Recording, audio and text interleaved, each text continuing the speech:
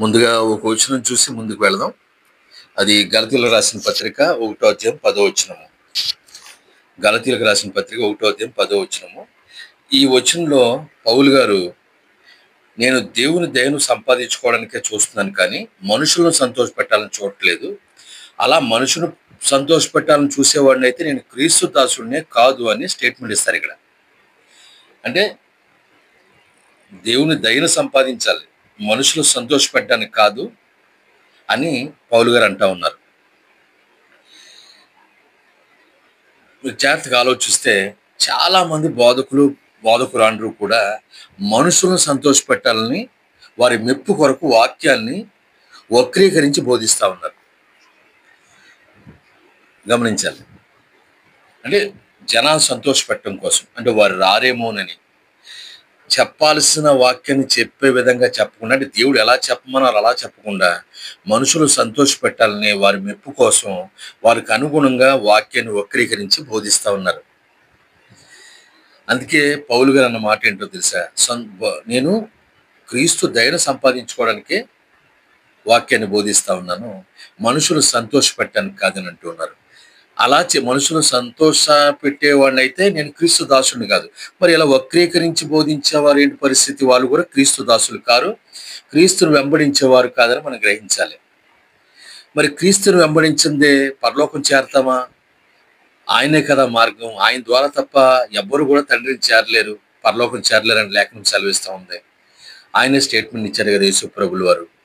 మరి క్రీస్తు దాసులు కానివారు, అంటే వాక్యాన్ని వక్రీకరించి బోధించేవారు క్రీస్తు దాసులు కారు కాబట్టి, క్రీస్తుని వెంబడించేవారు కాదు కాబట్టి వారిని వెంబడించే మరి విశ్వాసులు ఏమైపోతారు?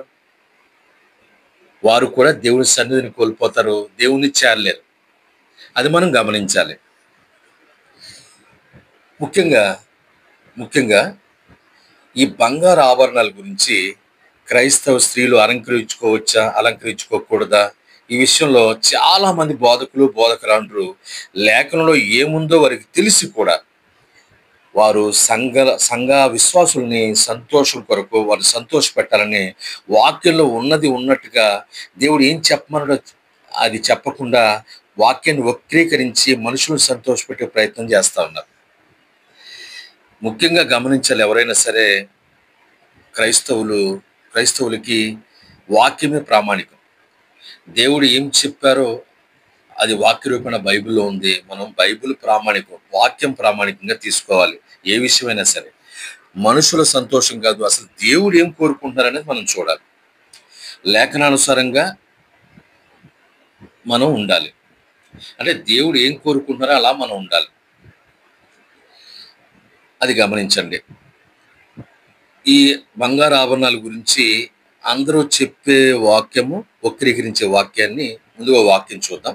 అది తిమోతి గారికి పౌలు గారు రాసిన మొదటి పత్రిక 2వ అధ్యాయము 9-10 వచనాలు. మీరు గమనించండి. పౌలు గారు తిమోతి గారికి రాసినటువంటి మొదటి పత్రిక 2వ అధ్యాయము 9వ వచనము 10వ వచనము. 9వ వచనం చదువుతున్నాను చూడండి. నేను చదువుతున్నాను చూడండి. మరియు స్త్రీలును అణుకువయు స్వస్థబుద్ధియు గలవారై ఉండి తగుమాత్రపు వస్త్రముల చేతనే కాని జడలతోనైనను బంగారముతోనైనను ముత్యములతోనైనను మిగుల వెలగల వస్త్రములతోనైనను అలంకరించుకొనక. మరొకసారి వాక్యం చదువుతున్నాను చూడండి. మరియు స్త్రీలు అణుకువయు స్వస్థబుద్ధియు గలవారై ఉండి తగుమాత్రపు వస్త్రముల చేతనే కాని. మీరు జాగ్రత్తగా గమనిస్తే ఇక్కడ ఎలా ఏటితో అలంకరించుకోవాలో వేటితో అలంకరించుకోకూడదో చెప్తా ఉన్నారు. గమనించండి. మరియు స్త్రీలను అణుకువయు స్వస్థబుద్ధియు గలవారై ఉండి తగుమాత్రపు వస్త్రముల చేతనే అలంకరించుకోవాలి కానీ. అక్కడ అర్థం గమనించండి. వస్త్రముల చేతనే కానీ అంటే తగుమాత్రపు వస్త్రముల చేతనే అలంకరించుకోవాలి కానీ జడలతోనైనను బంగారముతోనైనను ముత్యములతోనైనను మిగుల వెలగల వస్త్రములతోనైనను కొనక అంటే అలంకరించుకోకూడదు. మరొకసారి, తగుమాత్రపు వస్త్రముల చేతనే అలంకరించుకోవాలి కానీ జడలతోనైనను బంగారముతోనైనను ముత్యములతోనైనను మిగుల వెలగల వస్త్రములతోనైనా అలంకరించుకొనకూడదు. క్లియర్‌గా ఉంది ఇక్కడ మీరు గమనించాలి. అంటే వేటితో అలంకరించుకోవాలో, వేటితో అలంకరించుకోకూడదో ఈ వచనంలో చెప్తా ఉన్నారు. 10వ వచనం చూడండి. దైవభక్తి గలవారమని చెప్పుకొను స్త్రీలకు తగినట్టుగా సత్క్రియల చేత తమ్మును తాము అలంకరించుకోవాలి. దైవభక్తి గలవారమని చెప్పుకొను స్త్రీలకు తగినట్టు. అంటే దైవభక్తి గలవారు సత్క్రియలు చేస్తారు. ఎందుకంటే వారి హృదయంలో పాపభీతి, అణకువ, స్వస్థ బుద్ధి, దేవుడంటే భయం ఉంటది. హృదయంలో ఇవన్నీ నింపుకున్నాక అవుట్‌పుట్ ఎలా ఉంటదంటే సత్క్రియలొస్తాయి. ఎప్పుడు హృదయాన్ని అసూయ, మత్సరంతో నింపుకుంటే అవుట్‌పుట్ ద్వేషము, మనుషుల్ని ద్వేషంతో చూడడం ఎలా వస్తాయి. ప్రేమ చూడలేం. అదే హృదయంలో అణకువ, స్వస్థ బుద్ధి, శాంతి, సమాధానం ఉన్న స్త్రీలు అవుట్‌పుట్ ఎలా ఉంటదంటే దేవుని ప్రేమను కనపరుస్తారు. అవి మనకందరికీ తెలిసిన విషయమే. అది మీరు గమనించాలి. ఇక్కడ మీరు ఇంకొకసారి గమనించండి. 9వ వచనంలో స్వస్థ బుద్ధి గలవారై ఉండి తగుమాత్రపు వస్త్రముల చేతనే కానీ అంటే తగుమాత్రపు వస్త్రములతోనే అలంకరించుకోవాలి. జడలతోనైనా, బంగారంతోనైనా, ముత్యములతోనైనా మిగుల వెలగల అంటే మిక్కిలి వెలగల బహుధరం కలిగినటువంటి ఏ వస్త్రాలైనా అలంకరించుకోకూడదు. అది గమనించాలి. క్లియర్‌గా చెప్తుంది. నెక్స్ట్ ఇంకో వచనం ఏంటంటే పేతురు గారు రాసినటువంటి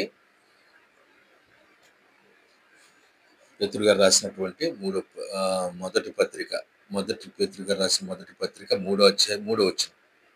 పేతురు గారు రాసిన మొదటి పత్రిక 3వ అధ్యాయం 3వ వచనం. జడలు అల్లుకున్నటియు, బంగారు నగలు పెట్టుకున్నటియు, వస్త్రములు ధరించుకున్నటియు అను వెలుపటి అలంకారం మీకు అలంకారముగా ఉండక మరి ఏముండాలి?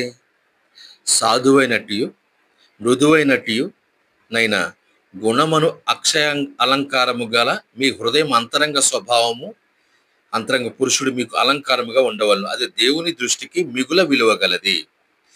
అంటే వీటితో అలంకరించుకోకూడదని చెప్తున్నా. ఇక్కడ జలను అల్లుకున్నటియు, బంగారు నగలు పెట్టుకున్నటియు, వస్త్రములు ధరించటియు అను వెలుపటి అలంకారం మీకు అలంకారంగా ఈ ఉండక అన్న చోట బైబిల్లో మీరు ఎక్కడైనా గమనించి ఉండక అంటే ఉండకూడదని కరాఖండిగా చెప్పినట్టే. ఉదాహరణకి మీరు ఈ వచనం చూడండి. 2 కొరింథీ 2వ అధ్యాయం 17వ వచనం చూడండి. ఉండక అంటే ఉండకూడదు, కరాఖండి ఉండకూడదు. అంటే వీటితో అలంకరించుకోకూడదు అని చెప్తున్నారు క్లియర్‌గా.